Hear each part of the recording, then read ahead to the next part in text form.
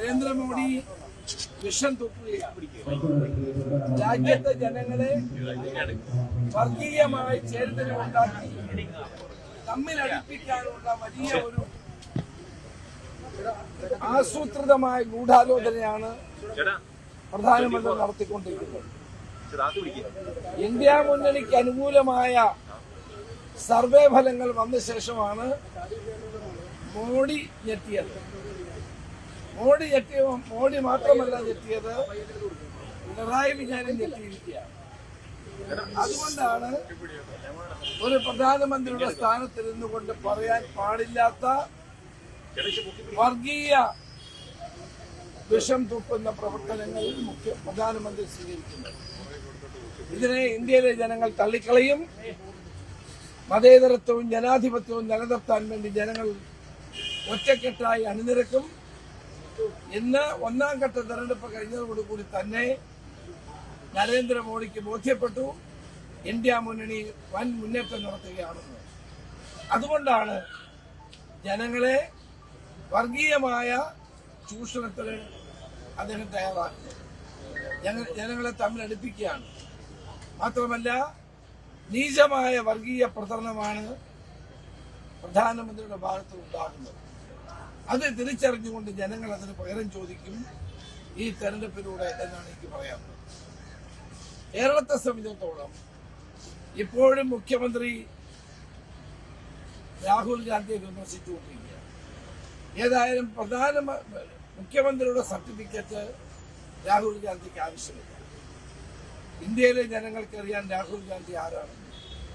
വർഗീയ ശക്തികൾക്കെതിരായിട്ടുള്ള RSSനും BJPക്കും എതിരായ നിരന്തരമായ പോരാട്ടം നടത്തുന്ന നേതാവാണ് രാഹുൽ ഗാന്ധി.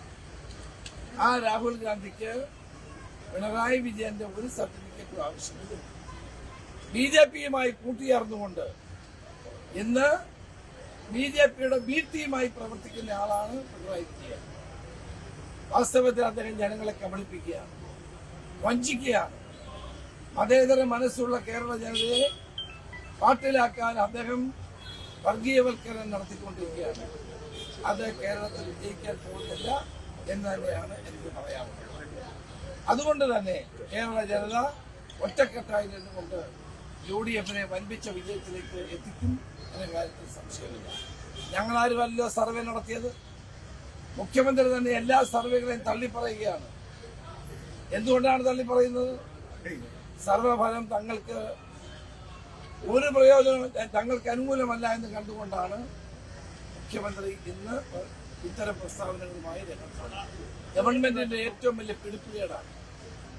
തൃശൂർ പൂരം പോലും നടത്താൻ കഴിയാത്ത ഒരു പോലീസ് സംവിധാനമാണ് കേരളത്തിലുള്ളത് എന്ന് ഇതിലൂടെ തെളിഞ്ഞു കഴിഞ്ഞിരിക്കുകയാണ്. ഗവൺമെന്റിന്റെ പരാജയമാണ്. അല്ലാതെ ഒരു കമ്മീഷണറുടെ തലയിൽ കെട്ടിവെച്ചത് രക്ഷപ്പെടാമെന്ന് കരുതണ്ട. കേരളത്തിലെ മുഴുവൻ ജനങ്ങളും കണ്ട കാര്യമാണ്. ഇത് സർക്കാരിന്റെ ദയനീയമായ പരാജയമാണ് ഇതിലൂടെ ഞങ്ങൾ കാണാൻ കഴിയുന്നത്. പക്ഷെ ഞങ്ങളിതിനെ ഒരു രാഷ്ട്രീയ മുതലെടുപ്പിന് ഉപയോഗിക്കാൻ ഞങ്ങൾക്ക് താല്പര്യമില്ല. പക്ഷേ ഇങ്ങനെ ഒരു കാര്യം ഉണ്ടായത് ദൗർഭാഗ്യകരമാണ്, വേദനാജനകമാണ്. അല്ല, ഇതിനകത്ത് ഏറ്റവും പ്രധാനപ്പെട്ട ഒരു കാര്യം, ഇതെന്ത് സംഭവിച്ചു എന്ന് DGP അന്വേഷിച്ചാൽ അന്വേഷിച്ചുകൊണ്ട് ഒരു കാര്യം തെളിയാൻ പോകുന്നില്ല. ഇതേ സംബന്ധിച്ചുള്ള ഒരു സമഗ്രമായ അന്വേഷണമാണ് ആവശ്യം. ഞാൻ ആവശ്യപ്പെടുന്ന ഒരു സമഗ്രമായ അന്വേഷണമാണ്. കോടതി നിരീക്ഷണത്തിലുള്ള ഒരു അന്വേഷണം ഈ കാര്യത്തിൽ വേണം.